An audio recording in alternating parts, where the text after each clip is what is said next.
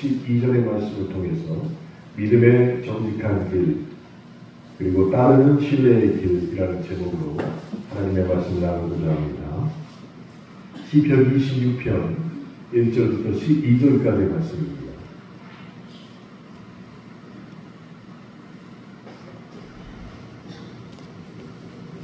함께 읽겠습니다. 내가 나의 완전함에 행하여 싸우며 흔들리지 아니하고 여호와를 의지하여 싸우리. 여호와여 나를 판단하소서. 여호와여 나를 살피시고 시험하사 내 뜻과 내 양심을 발견하소서. 주의 인자하심이 내 목전에 있나이다. 내가 주의 진리 중에 행하여 허망한 사람과 같이 앉지 아니하였사오니 간사한 자와 동행하지도 아니하리이다. 내가 행악자의 지혜를 미워하오니 악한 자와 같이 앉지 아니하리이다. 여호와여 내가 무지함으로 손을 씻고 주의 제단에 불가리며 감사의 소리를 들려주고 주의 기이한 모든 일을 말하리이다. 여호와여 내가 주께서 계신 집과 주의 영광이 머무는 곳을 사랑하오니 내 영혼을 죄인과 함께 내 생명을 살인자와 함께 거두지 마소서. 그들이 손에 사악함이 있고 그들이 오른손에 뇌물이 가득하오나 나는 나의 완전함에 행하오니 나를 선량하시고 내게 은혜를 베푸소서. 내 발이 평탄한 데에서 싸우니 무리 가운데에서 여호와를 송축하리이다.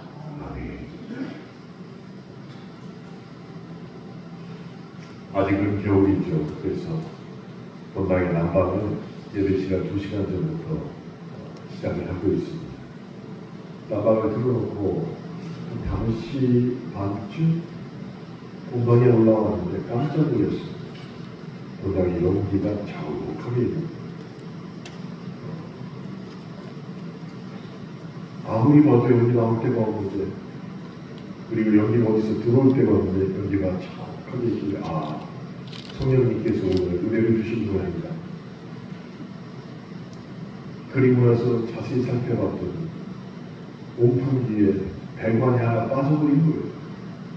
그래서 저 온풍기에서 연기가 밖으로 나오기 시작했어요. 문을 활짝 열어놓고 연기를 다 빼고 긴급 수리해가지고 틀어봤습니다. 그래도 이게 무슨 일이지? 라고 할 때 제일 먼저 성령님을 생각하게 하신 게 참 감사했습니다. 여러분 생활하면서 예상치 못한 일이 만약에 닥쳤을 때 먼저 주님을 생각하시고 왜 이런 일이 있었을까 먼저 상의하시길 주님의 이름으로 축원합니다. 우리가 삶을 살아가면서 정직함과 신실함을 지키기 쉽지 않은 순간들을 누구나 마주하게 됩니다. 그렇게 살다 보면 자연스럽게 마음에 이런 생각이 듭니다. 이렇게 불의가 득세하고 거짓이 난무하는 세상 속에서 내가 정말 하나님의 백성으로 과연 살 수 있을까? 산다면 어떻게 살아가야 할까? 그에 대한 생각을 오늘 우리가 함께 읽은 시편 26편이 주고 있습니다. 시편 26편에는 다윗이 등장하죠. 그 사람이 하나님 앞에서 자신의 정직함과 그리고 신실함을 하나님 앞에 고백하고 있습니다. 그리고 간구를 합니다. 주여 내가 하나님 앞에서 정직하였고 하나님에 대한 신실함을 지켰기에 하나님 제발 나를 공의로운 심판으로 대해 주시옵소서라고 간구하게 된다는 것입니다. 그래서 이 시편을 통해서 우리는 하나님 앞에서 정말로 바른 삶을 사는 것의 중요성을 깨닫게 됩니다. 그리고 하나님 앞에 정직하고 하나님 앞에 신실함으로 말미암아 하나님의 인도하시는 방법을 내가 구한다는 것을 깨닫게 된다는 것입니다. 그래서 많은 사람들이 하나님 앞에 정직함과 신실함으로 강구하지 못하는 이유가 있습니다. 그렇게 살지 못하기 때문이죠. 그러면 어떻게 하는 것이 하나님 앞에서 정직함과 신실함을 고백하며 공의로 나를 심판해달라고 간구할 수 있냐는 것이, 적어도 시편 26편을 통해서 다윗의 장을 통해서 우리가 그것을 배워야 한다는 것입니다. 첫째로 다윗은 본문 1절을 통해서 하나님 앞에서 정직한 믿음이 있어야 된다라고 얘기하고 있습니다. 이거는 있어도 되고 없어도 되는 게 아니라 있어야 한다는 것이. 1절에서 내가 나의 완전함에 행하여 싸우며 흔들리지 아니하고 여호와를 의지하여 싸우니 라고 다윗이 고백을 하고 있습니다.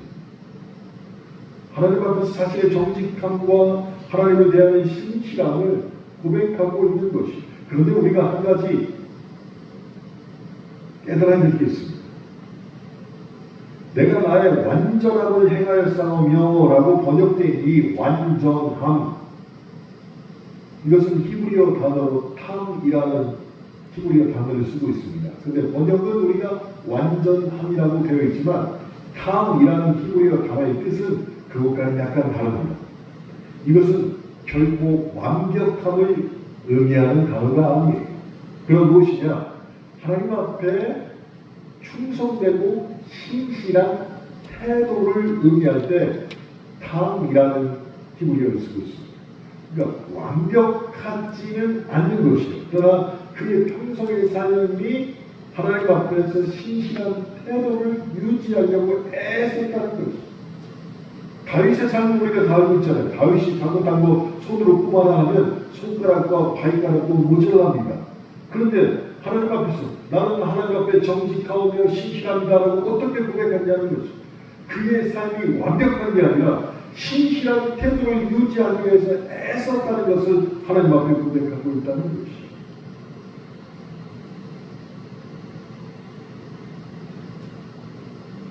많은 분들이 이렇게 싸움하면서 대화를 합니다. 너 왜 이것도 안 하고 저것도 안 하고 내가 시키는 거 왜 안 해? 도대체 몇 번을 얘기하는 거야? 너 도대체 왜 안 해? 하면 듣고 있던 어른이나 아이가 계속 있다가 용기 있는 사람들이 입을 벌려서 얘기하고 용기가 없는 사람들은 속으로 얘기합니다. 지는 너는 다 했냐는 거죠. 나를 지적하는 너는 다 했냐는 거죠. 지는 누구나 완벽한 사람은 없습니다. 다윗도 마찬가지였습니다. 그렇지만 다윗이 유지하려고 애썼던 것은 하나님 앞에 충성되고 신실한 태도를 유지하려고 애썼다는 것이에요.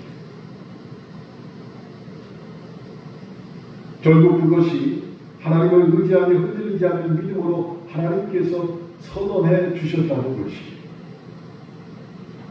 그리고 우리들은 어떠냐는 것이죠. 우리도 다윗과 같은 사람이기에 완벽할 수 없습니다. 그럼에도 불구하고 다윗과 같이 신실한 태도를 유지하기 위하여 정말로 애쓰고 있는지를 자기 자신에게 물어봐야 한다는 것입니다. 다윗과 같은 사람 되시길 주님의 이름으로 축원합니다. 두 번째로는 본문 4절을 보니까 허망한 사람과 같이 앉지 아니하여 싸우니 간사한 자와 동행하지도 아니하리다. 이 말씀을 통해서 우리는 하나님 앞에서 하나님의 심판을 간구하는, 그렇게 기도하는 믿음이 있어야 된다는 것입니다. 하나님 지금이라도 오셔서 하나님의 심판을 해가시옵소서라고 기도할 수 있는 믿음까지 이르러야 한다는 것입니다. 서울에 있는 교인들하고 이런 얘기를 나눈 적이 있습니다. 하나님이 지금 오셔도 여러분 죄에 대해서 아무런 하나님에게 질책받지 않은 자신이 있습니까? 있다는 것이죠. 나는 회개했고 하나님은 신실히 않습니다. 그런데 목사님 지금 오시면 안 된다는 거예요. 주님께서 지금 오시면 안 된다는 것이죠. 그래서 나는 속으로 그래, 아직 복음을 듣지 않는 자들에게 복음을 전하기 때문에 주님 오시면 안 되지, 지금 안 되지, 이렇게 생각합니다. 내년이면 재개발해가지고 아파트 들어가야 되는데 적어도 1년은 살아봐야 되는데 주님이 지금 오시면 새로 진 아파트 몇 년에 들어가는데 들어가지도 못하고 내 천국에 가게 생기지 않았다는 거지. 근데 그 교회가 다 그 교회 옆에 사는데 다 재개발이 된 거예요. 그래서 1년 후에는 많은 성도들이 새로 신축한 아파트에 들어가야 되는데 주님이 지금 오셔서 저 목사님이 말씀하신 대로 주님이 지금 오시면 거기 못 간다니. 1년을 살아보고 가야 되니까 2년에 오시면 된다는 2년. 그래도 대단한 일이죠. 죄에 대해서는 용서받은 것을 확신한다는 것이. 다윗이 그 확신을 우리에게 뭐라고 고백했습니까? 제가 4절 말씀을 읽어드렸죠. 다윗은 악한 자들과 함께하지 않겠다고 결단했습니다. 그리고 하나님의 성전을 사모하고 하나님을 찬양하는 삶을 살겠다라고 얘기했습니다. 이것이 그가 하나님의 심판을 지금이라도 받을 수 있는 조건이 되는 것이죠. 그럼 다윗만 그랬을까요? 아닙니다. 많은 믿음의 선조들이 그런 삶을 살았습니다. 그 중에 다니엘도 있죠. 하나님의 인전을 갈망하며 악과 타협하지 않는 굳건한 믿음을 다니엘이 지키고 있었습니다. 다니엘도 살아 생전에 내가 오늘 너희에 가서 세상을 심판하리라. 다니엘도 지금 오시옵소서. 자신이 있었을 것이에요. 그랬더니 다니엘이 조서의 도장이 찍힌 것을 알고도 예루살렘을 향해 창문을 열고 평소와 똑같이 3번을 기도하지 않았습니다.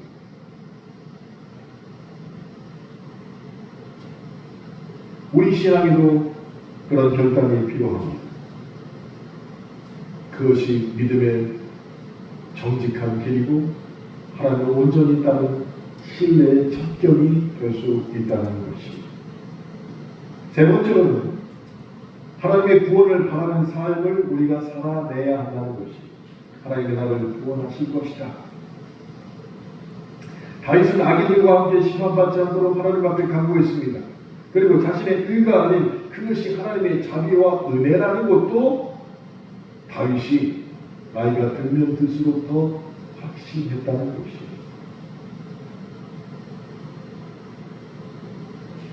그러니까 나이가 들면 들수록 더 정직한 길, 더 하나님을 신뢰하는 길을 다윗이 걸어갈 수 있었다는 것입니다.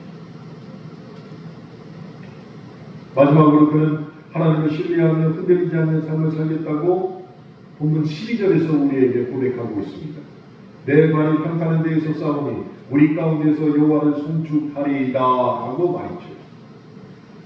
이것은 예수 그리스도 안에 또 예수 안에 있는 속량함을 자신도 입었다는 것이, 하나님이 나의 죄를 속량해 주셨다는 것을 다윗이 고백하고 있는 것이. 사랑하는 성도 여러분, 시편 26편은 하나님 앞에서 정직하고 신실한 삶의 중요성을 우리에게 말하고 있습니다. 그래서 이것을 읽는 독자들은 우리도 다윗처럼 하나님 앞에서 완전한 삶, 그런 태도를 유지하는 삶을 살아야겠다라는 것을 작정하도록 요구하고 있습니다. 우리가 비록 연약해서 넘어질 때가 있죠. 또 바르고 의롭게 살고자 몸부림치는 삶을 그리스도인들은 살아야 된다는 것을 알고 있습니다. 그래서 하나님이 원하시는 기준을 따라서 살며 그로 말미암아 악과 타협하지 않고 하나님의 은혜를 의지하는 겸손한 믿음을 가져야 된다는 것을 다 알고 있습니다. 근데 그게 진짜 우리의 삶이 되어야 하는데 그렇게 되냐 하는 것이.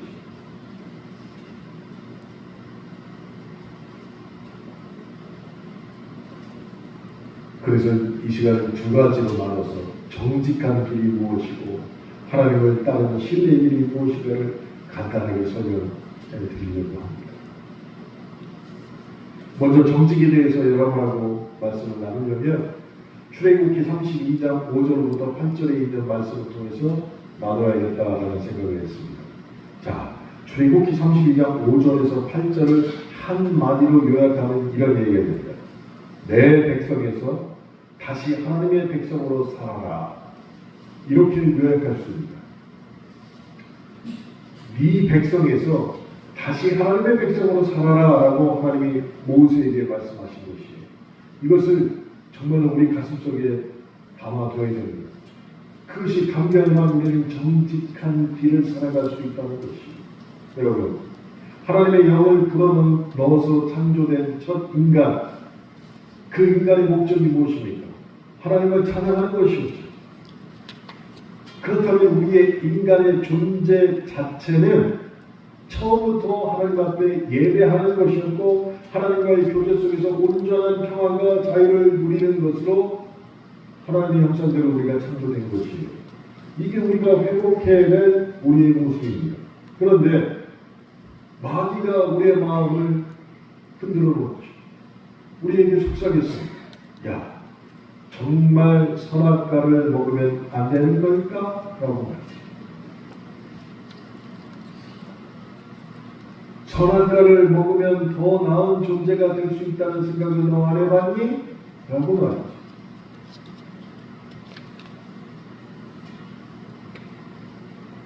이런 교육을 끊임없이 받던 인간이 하나님보다 자신의 지혜와 욕망을 따르기로 선택한 그 순간부터 본래 창조된 우리의 모습에서 변질되었다는 것입니다. 변질된 모습이 어떻게 드러납니까? 시선이 달라졌고 관계가 깨져버렸습니다.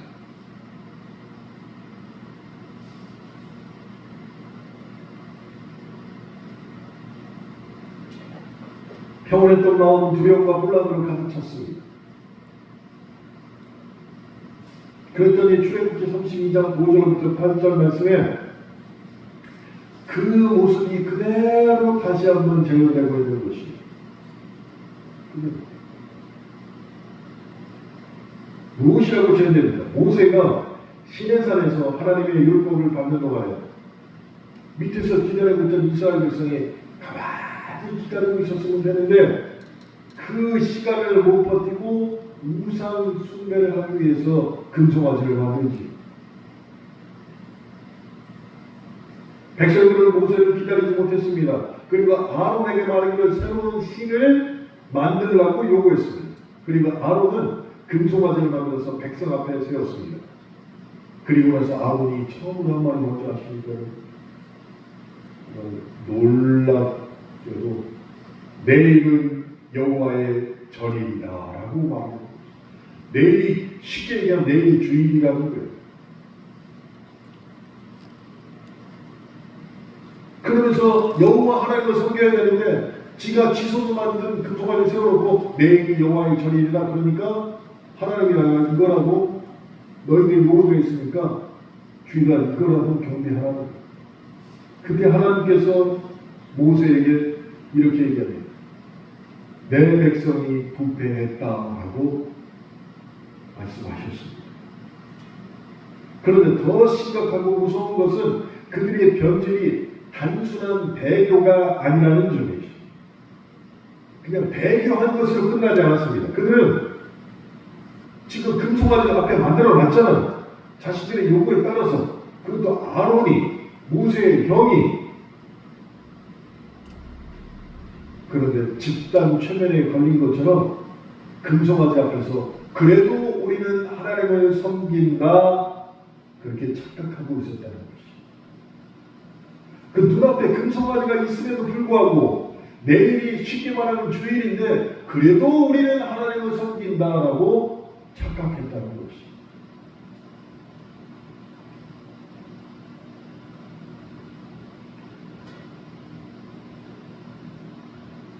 그래서 그 변질이 그리스도 안에서 교묘하게 정당화된다는 것이죠. 모세의 때나 지금의 때나 똑같습니다. 하나님이 자리에 있는 게 아니라 공동체 안에 들어와서 하나님 자리에 내가 원하는 것을 세워놓고 그래도 나는 하나님을 섬긴다라고 정당화시킨다는 것이죠.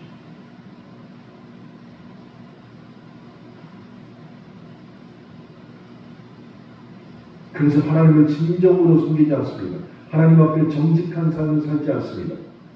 그냥 내 방식대로 하나님을 조작하려는 죄를 지으며 믿음 생활을 하고 있다는 것이.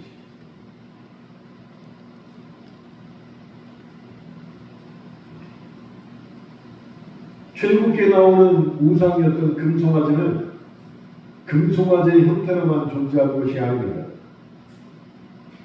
우리가 사는 세상에서는 하나님보다 더 의지하는 것의 모양으로 존재합니다. 하나님보다 더 중요하게 여기는 것의 모양으로도 존재합니다. 그래서 말씀보다 우리의 의지와 생각과 판단을 앞세우는 완악한 능력이 나를 조종하는 것이, 말씀보다 그게 더 크게 나에게 영향을 미치는 것이, 그것이 모세의 때는 금송아지로 나타났고 지금은 우리에게 그런 모습으로 나올 수 있다는 것이. 여러분, 사람이요 얼마나 약삭빠르냐면 나에게 돈 줄 사람을 정확하게 알아요. 깜짝 놀랐어요. 어제 지방에 무슨 문제가 생겨가지고 임원 목사님 7분과 또 당사자인 2분 모셔서 예지원이라는 식당에서 식사를 했어요. 근데 예지원이 33,000원씩 하다가 지금 4만원으로 올랐고 또 주말에는 5만원까지 올랐어요. 그래서 민들레 홀이라는 홀에서 식사를 쫙 하는데 다 목사님인 줄 알고 그분들이 알아요. 우리가 이제 목사님들이 많이 가서 식사를 하니까. 목사님 뭐 회의하시는데 뭐 늦게 갖다 주고 빨리 갖다 주고 하면서 이걸 너무 스무스하게 다 맞춰주시고, 그러면 이제 나갈 때 그래도 고생하셨으니까 봉사비라도 이렇게 드리고 나가면서.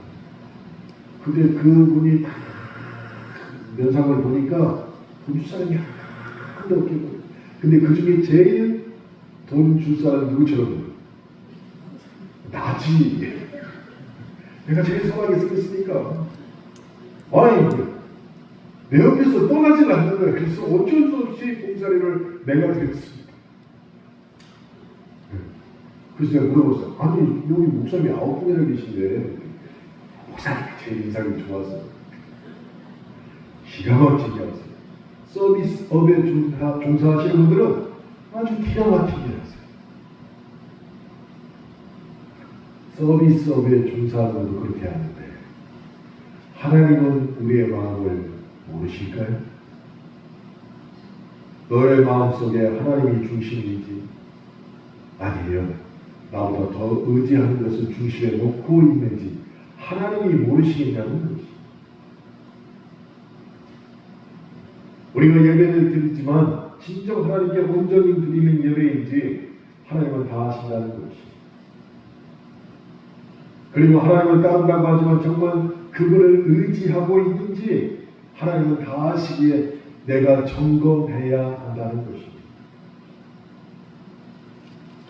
그래서 하나님 앞에서 정직을 논하려면 먼저 내 마음의 중심에 하나님이 계신지 하나님보다 더 의지하는 것이 잠잡고 있는지를 해결해야 한다는 것입니다. 여러분, 우리는 한때 주님을 배반하며 살았습니다. 아무도 남에서부터 믿음이 좋은 사람은 없었다는 얘기예요. 그러니까 다 하나님을 배반하며 살았던 사람입니다. 하나님보다 세상을 더 사랑했고 주님의 음성보다 내 생각과 욕망을 더 앞세웠습니다. 그럼에도 불구하고 주님께서 우리를 포기하지 않으셨지요. 우리를 끝까지 사랑하셨고 우리를 다시 부르시기 위해서 십자가에서 자신의 생명을 내주셨습니다. 언제부터요? 우리와 원수된 사이 때부터 주님이 그리하셨다는 것입니다.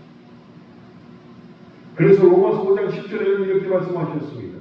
곧 우리가 원수 되었을 때에 그의 아들의 중심으로 말미암아 하나님과 화목하게 되었은즉, 원수 되었을 때부터 하나님의 방법은 우리와 화목하기를 원하셨다는 것입니다.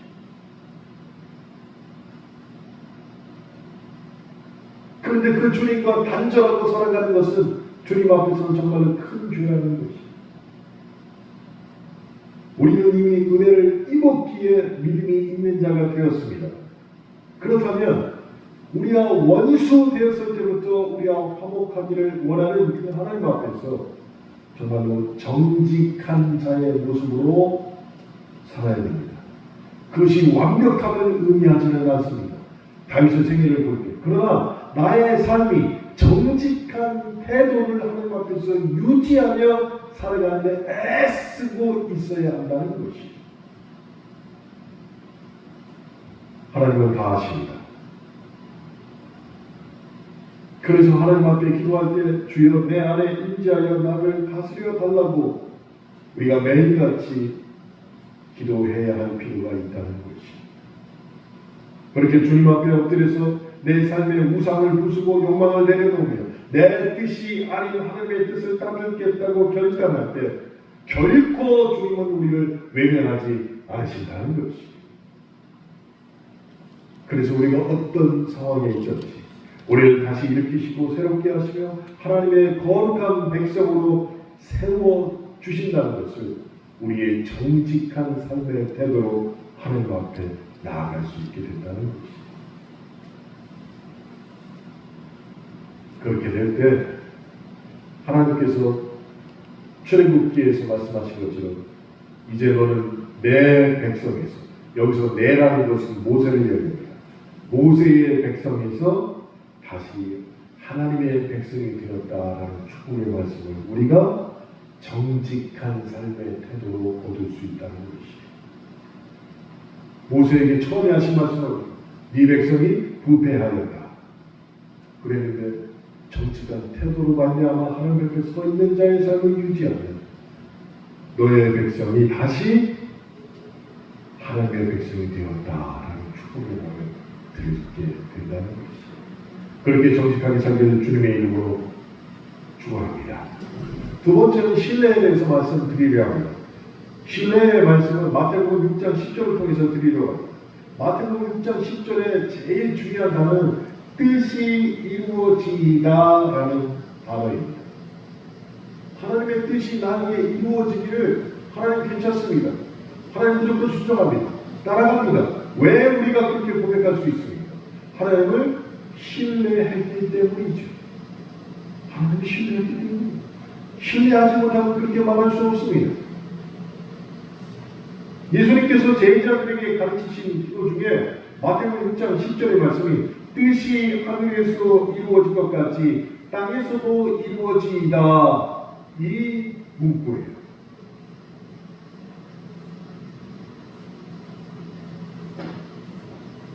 하나님의 뜻을 구하는 것이 기도의 핵심이라는 말이기도 합니다. 그런데 막상 하나님의 뜻이 무엇인지 우리는 정의할 수가 없습니다. 온전히 알 수 없습니다. 내 안에 하나님의 뜻을 온전히 깨달을 만한 능력이 없어요. 그럼에도 불구하고 우리가 고백할 수 있는 건 하나님이 어떻게 하실지 우리는 알 수 없습니다. 그러나 나는 하나님을 온전히 신뢰합니다. 라는 태도가 있어야 한다는 것입니다.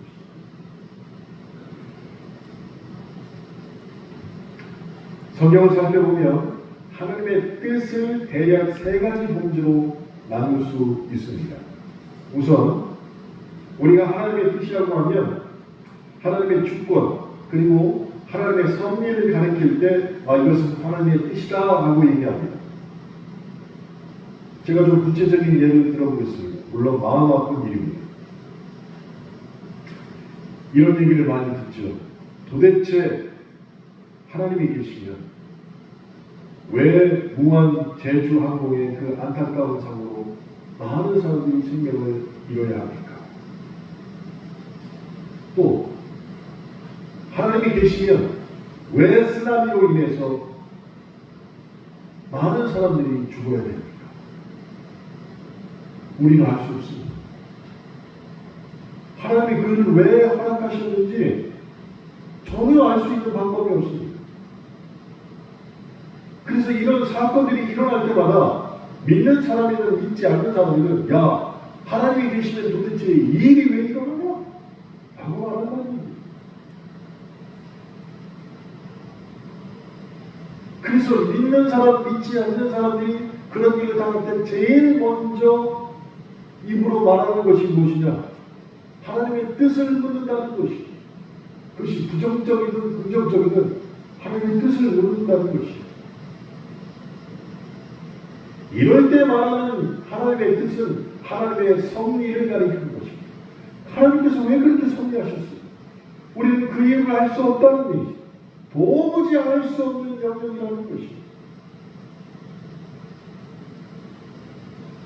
만약에 어떤 사람이 나는 하나님에게 능력을 받았고 예언하는 능력이 있다, 그러니까 이렇게 되고 저렇게 되고 저렇게 돼서 이렇게 됐다라고 와서 설명을 했다는 거예요. 그렇게 설명을 하더라도 이해할 수 없다는 것이, 그런 방법이 무엇일까요? 하나님의 섭리에 대한 하나님의 뜻은 방법은 하나밖에 없습니다. 받아들이고 순응할 수밖에 없다는 것이. 그럴 때 하나님의 뜻은 우리가 따져 물을 수가 없다는 것이.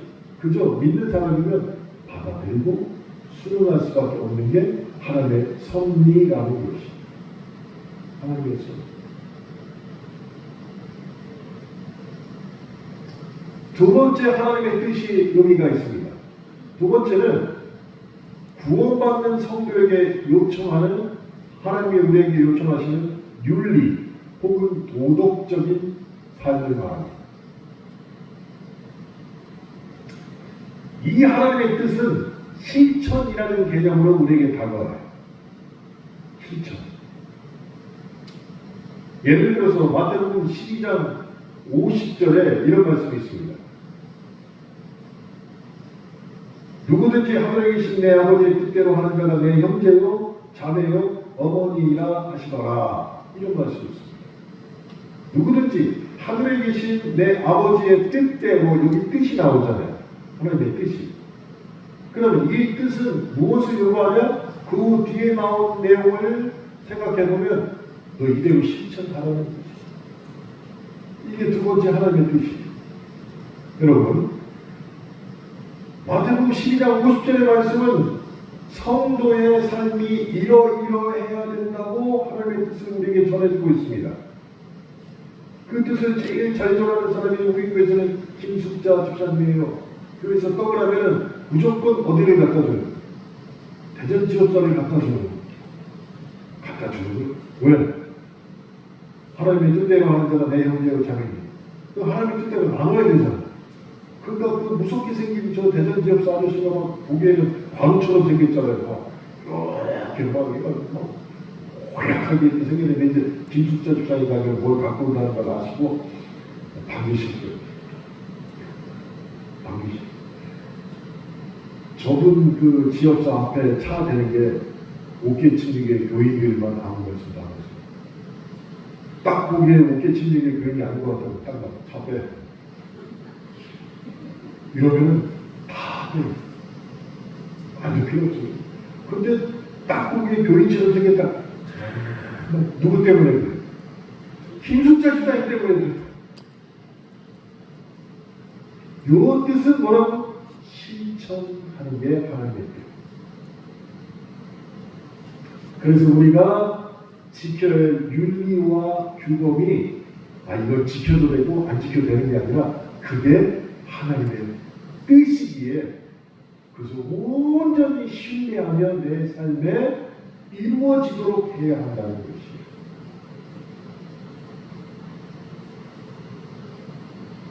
그래서 구체적으로 말씀드리면 구약성경에서는 십계명이고 신약성경에서는 산상수훈의 규범들을 우리의 삶 가운데 하나님의 뜻으로 받아들이고 지켜야 합니다.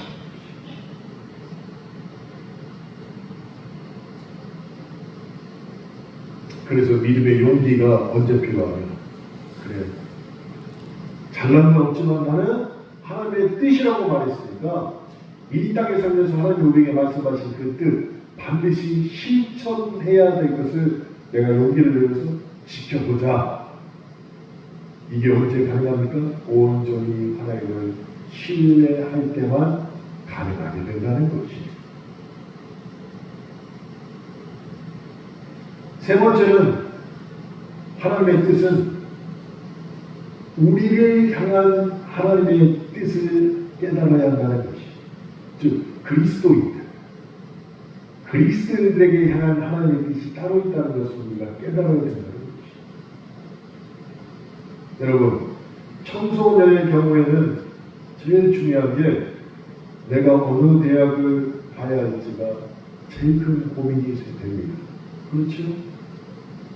근데 청년도 마찬가지입니다. 청년들은 대학을 졸업하고 내가 취업할 것인지 대학원을 갈 것인지, 그리고 대학원에 진학한다면 국내에서 할 것인지 유학을 갈 것인지, 그것도 아니고 일을 한다면 취업을 할 것인지 창업을 할 것인지 고민스러워. 그러면서 자연스럽게 어떻게 하냐, 성당으로 기도해봐. 그 기도하면서 뭘 구하냐, 주여 제가 뭐 이렇게 했는데 하나님의 뜻을 저에게 보여주시옵소서 하고 하나님의 뜻이 무엇인지 구한다는 얘기요. 기도하는 자가 제일 구할 때 뭘 구하냐, 내가 지금 이런 형편에 있습니다. 내 인생에서 제일 중요한 때입니다. 근데 내 뜻대로 못하겠습니다. 왜? 믿음이 들어가 있습니다. 들어가 있는데 그때 하나님의 뜻이 무엇입니까? 라고 구하는 거예요. 그때 말하는 하나님의 뜻은 도대체 뭐냐는 거예요. 그때 우리가 구하는 하나님의 뜻은 각각 개인이 처한 선택의 상황에서 무엇이 진짜 하나님의 뜻인지를 구하는 기도가 되어야 됩니다. 그래서 하나님을 신뢰하는 길을 일반적으로 세 개로 우리는 나눠야 됩니다. 난 진짜 하나님을 신뢰할까? 물론 신뢰하지요. 근데 첫 번째는 뭐라고요? 첫 번째 하나님의 뜻은 우주적인 차원에서의 하나님의 뜻이에요. 그래서 그거는 우리가 그냥 순응할 수밖에 없어요. 하나님의 섭리 내가 알 수도 없다니까. 그 방법은 하나예요. 하나님을 신뢰함으로 순응해야 한다는 것이죠. 두 번째는 말하는 하나님의 뜻은 공동체와 관련이 있고 윤리적 차원에서 내가 반드시 하나님을 신실하게 믿고 따르기에 내 삶에 실천한 것들을 내가 지키겠습니다. 이게 하나님의 뜻이 되는 것이죠. 세 번째는 하나님의 뜻은 지극히 개인적인 때, 하나님 앞에 기도할 때 하나님의 뜻이 무엇입니까? 라고 기도할 때 하나님 주시는 그 응답, 매우 이건 개인적이라 누구에게 조언도 못하는 것이. 왜? 하나님과 그 사람의 관계, 하나님과 그 사람만 아니기 때문에. 근데 많은 사람들이 이 세 번째를 놓고서 기도해요. 뭘 얼굴이 왜 그래? 뭐 안 좋은 일 있지? 아니, 하나님의 뜻을 보면 더 기도해봐. 그것까지 되겠니? 금식해, 금식. 일주일만 금식해봐. 막 하나님이 그냥 위에다 부어주시지. 그리고 자기는 금식을 한 번도 안 해. 이건 매우 개인적인, 정말로 개인적인. 근데 많은 사람들이 그 일에 대해서 조언을 한다니까.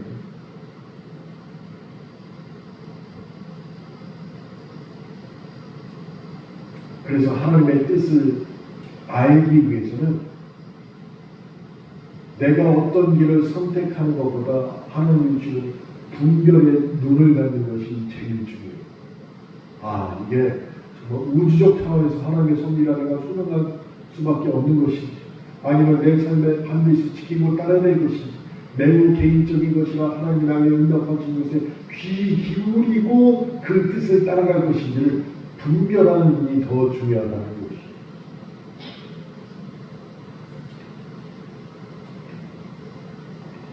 그 많은 그리스도인의 삶 가운데 하나님의 뜻이 무엇입니까? 라고 질문하면 제가 판단하기에는 세 번째가 압도적으로 많을 것 같다는 생각이 든다는 것이죠. 개인의 선택 문제에 대해서 하나님의 뜻을 구하는 경우가 대부분일 것입니다. 결혼, 사업, 취업, 투자는 다양한 삶의 문제로 우리가 불안할 때가 있죠. 그런 불안한 마음을 누그러뜨리기 위해서 하나님의 뜻을 구하는 경우가 많다는 것이죠. 그때 하나님의 뜻을 구할 때, 세 번째 방법을 구할 때 예수께서 우리에게 가르쳐 주신 원칙이 있습니다. 그것은 무엇이냐? 의식주를 구하는 것은 이방인들의 기도라고 말씀하셨다. 의식주를 구하는 것이 틀렸다라고 말씀하신 게 아니에요. 그럼 이게 무엇이냐? 너의 삶 가운데 의, 식, 주를 위한 기도는 이방인들도 다 한다는 거예요. 나한테 구할 일이 없다는 거예요. 일반적인 은총은 너에게 100% 준다는 것이. 그리고 네가 구하기도 전에 나는 그 고민을 미리 알고 있다라고 얘기하는 거예요. 그러면서 마태복음 6장 31절부터 33절에 진짜 중요한 말씀을 우리에게 해주셨습니다. 뭐라고 하십니까? 그의 나라와 의를 먼저 구하라. 내 개인적인 하나님의 뜻을 구하는 기도 가운데서도 뭘 먼저 구하라는 거예요? 그의 나라와 그의 의를 먼저 구하는 기도를 하라는 것이.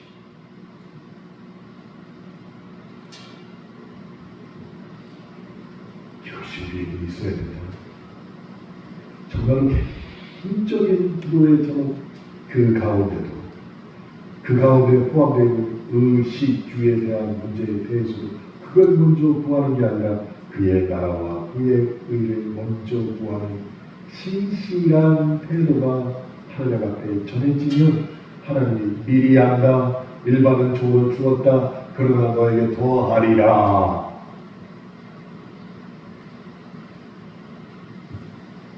사랑하는 여러분, 저와 여러분의 믿음과 일상의 삶이 진짜 믿음 안에서 정직한 걸음을 걸으며 그리고 주님을 신뢰하는 태도로 하나님의 뜻이 무엇인지를 발견하기를 원합니다.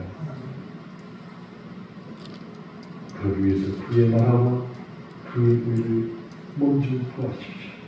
그것이 정직과 신뢰를 이끌어가는 쌍두마차가 될 줄로 믿습니다. 우리 그렇게 남은 3일 동안 우리의 기도 가운데 먼저 그의 나라와 그의 의를 구하러 가냐.